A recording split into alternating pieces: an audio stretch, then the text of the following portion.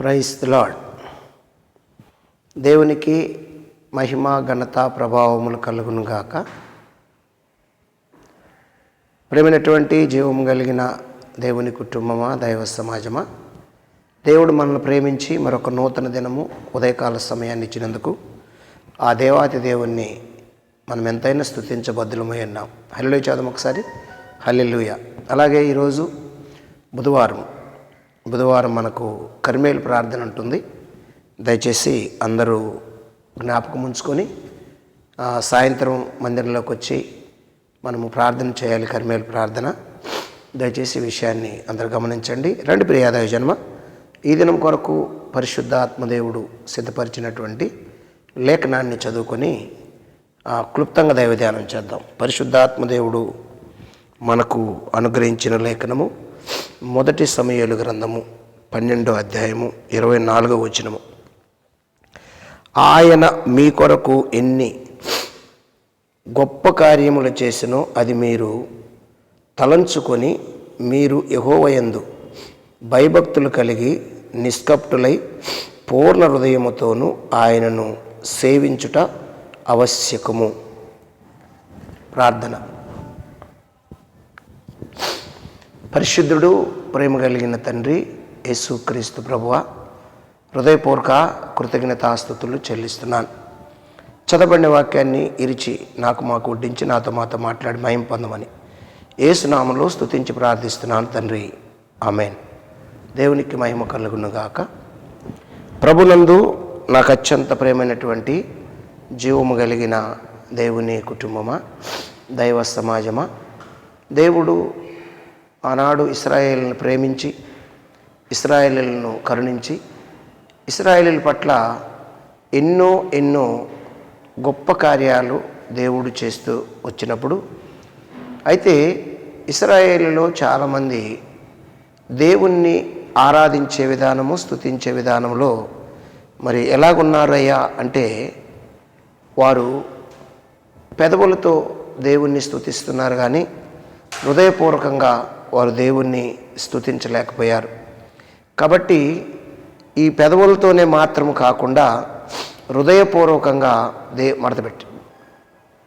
హృదయపూర్వకంగా మరి దేవుణ్ణి స్తుతించి ఆరాధించి గణపరచాలని దేవాతి దేవుడు కోరుకుంటున్నటువంటి విషయాన్ని మనం అక్కడ గమనిస్తాము దైవజనాంగం. కాబట్టి మనం జాగ్రత్తగా గమనిస్తే అక్కడ రాయబడినటువంటి మాట ఏంటి తెలుసా? చూడండి, అక్కడ రాయబడినటువంటి ఆ మాటను జాగ్రత్త చదివితే, ఆయన మీ కొరకు ఎన్ని గొప్ప కార్యములు చేసినో అది మీరు తలంచుకొని, ఒకసారి జ్ఞాపకం చేసుకోండి. ఆ విషయాన్ని తలంచండి, జ్ఞాపకం చేసుకోండి, మనసు పెట్టండి, ఏమండి మదిలోనికి తెచ్చుకోండి. ఎన్నెన్ని గొప్ప కార్యాలు మీ జీవితంలో చేశాడు దేవుడు. ఒక్కసారి తలంచుకున్నటువంటి మీరు ఏం చేస్తారో తెలుసా? తలంచుకొని మీరు యెహోవాయందు, ఎవరియందు?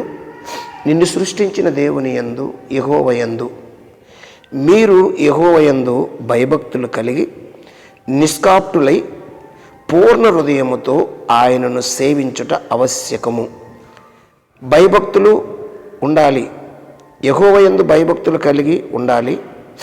భయభక్తులతో పాటు నిష్కపటమైనటువంటి హృదయము, నిష్కపటులై, కపటము లేని వారై, వేషధారణ లేని వారై, ఎటువంటి యాక్టింగ్ లేకుండా మీరు ఎలా ఉండాలి అంటే నిష్కపటులై కపటము లేని వారై పూర్ణ హృదయముతో ఆయన్ను సేవించుట ఆవశ్యకము అని ఇక్కడ రాయబడినటువంటి మాట. ప్రియాదైవ జన్మ, చాలా జాగ్రత్తగా మనం గమనించినప్పుడు యేసు ప్రభువు కూడా చెబుతున్నటువంటి మాట. మత్తయి సువార్తలో ఒక మాట మనకు కనపడుతుంది. మత్తయి సువార్త 15వ అధ్యాయము 7వ వచనంలో చూడండి.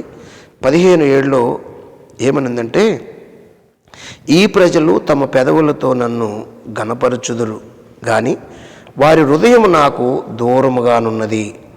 ఈ ప్రజలు పెదవులతో నన్ను గణపరుస్తుండ్రు కానీ వారి హృదయము దూరముగా ఉంది అని యేసుప్రభు చెబుతున్నారు. వారి హృదయము నాకు దూరముగా ఉన్నది. మనుషులు కల్పించిన పద్ధతులు, దేవోపదేశములని బోధించుచు వారు నన్ను వ్యర్థముగా ఆరాధిస్తున్నారు. వారు నన్ను వ్యర్థముగా ఆరాధించుచున్నారు. మనుషులు కల్పించిన పద్ధతులు, మనుషులు చెప్పుకున్నటువంటి విధానాలు. కాబట్టి ఈ విషయాలు మనము చాలా జాగ్రత్తగా గమనించి కేవలం దేవుని మాటలు, దేవుని వాక్యము, దేవుని యొక్క పని మీద నిమగ్నం అవ్వాలని పరిశుద్ధాత్మ దేవుడు కోరుకుంటున్నటువంటి విషయాలను మనం గమనించాలి. మనం చూస్తే కీర్తనల గ్రంథంలో 50వ కీర్తన 8వ చరణంలో ఆసాపు భక్తుడు ఇలా చెబుతున్నాడు,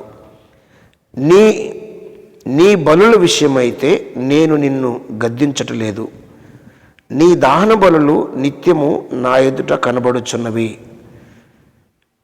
నీ బలుల విషయమైతే నేను నిన్ను గద్దించటలేదు, నీ దహన బలులు నిత్యము నా ఎదుట కనబడుచున్నవి.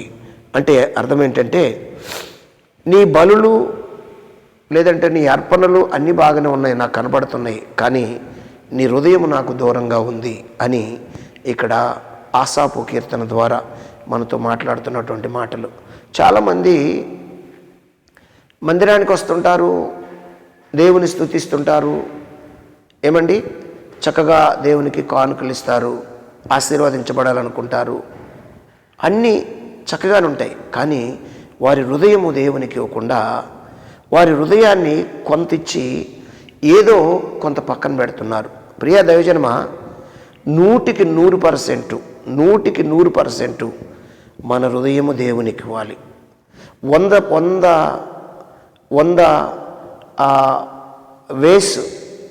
దారులు మన హృదయంలోనికి ఉన్నప్పటికీ, 100 కణాలు ఉన్నప్పటికీ ఈ 100 వేసులోను 100 దారుల్లోనూ 100 దేవునికి సమర్పించాలి. దాన్ని ఏమంటారంటే పూర్ణ హృదయము. నీ పూర్ణ హృదయముతో, నీ పూర్ణాత్మతో యెహోవాను ప్రేమించి ఆరాధించాలని యోహాను పత్రికలో కూడా రాయబడింది. పూర్ణ హృదయము, పూర్ణాత్మ. ఎవరైతే పూర్ణ హృదయముతో, పూర్ణాత్మతో ప్రేమిస్తారో అప్పుడే దేవునిలో ఉంటారు. లేదంటే 99 దేవునికి సమర్పించి, హృదయంలో ఆలోచనలు 99కి దేవునికి సమర్పించి ఒక్క ఆలోచన పక్కన పెట్టుకుంటే ఆ ఆలోచన ఒక్కటే ఈ పరిశుద్ధమైనటువంటి ఈ హృదయాన్ని ఏమండి కలుషితము చేసేస్తుంది. ఈ పరిశుద్ధమైన హృదయాన్ని ఏం చేస్తుంది తెలుసా? కలంకము చేసేస్తుంది, కలుషితము చేసేస్తుంది, కలిపేస్తుంది. కాబట్టి ఆ కలుషితము మనలో ఉండకుండా నిష్కలంకులై మీరు దేవుణ్ణి ఆరాధించాలి అని మనం చదువుకున్నటువంటి వాక్య భాగంలో ఉన్నటువంటి విషయము. దైవజనాంగమ మనం చదువుకున్నాం కదా, 1 సమూయేలు 12వ అధ్యాయము 24వ వచనంలో ఆయన మీ కొరకు ఎన్ని గొప్ప కార్యములు చేసెనో అది మీరు తలంచుకొని మీరు యెహోవా యందు భయభక్తులు కలిగి నిష్కాప్టులై పూర్ణ హృదయముతో ఆయనను సేవించుట ఆవశ్యకము. కాబట్టి ఈ హృదయానికి ఆయన మనసుకు కనెక్ట్ అయిపోవాలి. పెదవులు కాదు. పెదవులతో ఆరాధిస్తే మీ పెదవులు నన్ను స్తుతిస్తున్నాయి, కానీ మీ హృదయం నాకు చాలా దూరంగా ఉంది అని లేఖనంలో మనకు సాక్ష్యం ఇవ్వబడుతున్నటువంటి విషయాలు. లూకాసు వార్త 15లో ఒక మాట చూసి మనం ప్రార్థన చేసుకుందాం. లూకాసు వార్త 15వ అధ్యాయంలో ఒక మాట 18వ వచనంలో అక్కడ ఏమనుందంటే,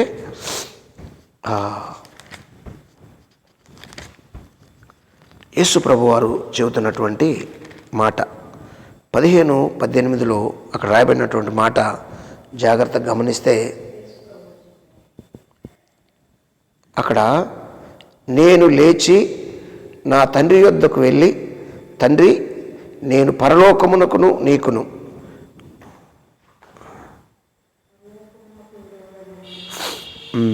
ఇక్కడ కుమారుడు చెబుతున్నటువంటి మాట. నేను లేచి నా తండ్రి యొద్దకు వెళ్ళి, తండ్రి నేను పరలోకమునకును విరోధముగాను నీ ఎదుట పాపము చేసి తిని.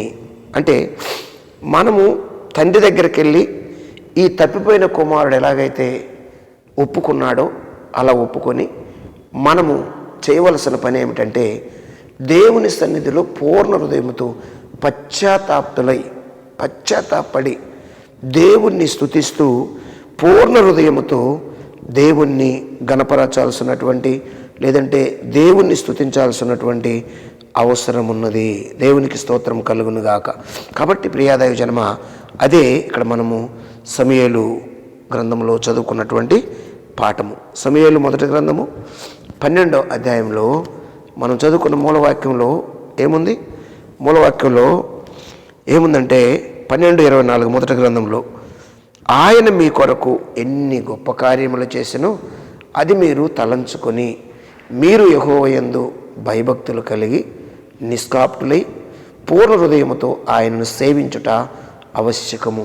కాబట్టి పూర్ణ హృదయము, పూర్ణ బలము, పూర్ణ శక్తి, పూర్ణ వివేకము అంటే ఎన్ని దేవుడు మనకిచ్చాడో పూర్ణ బలము, పూర్ణ శక్తి, పూర్ణ వివేకము, పూర్ణాత్మ, ఏమండి అన్నిటితో 100కు 100% పూర్ణ బలముతో హృదయపూర్వకంగా పూర్ణ హృదయముతో దేవుణ్ణి సేవిస్తూ దేవునికి అప్పగిస్తే దీవించబడతాము, ఆశీర్వదించబడతాము.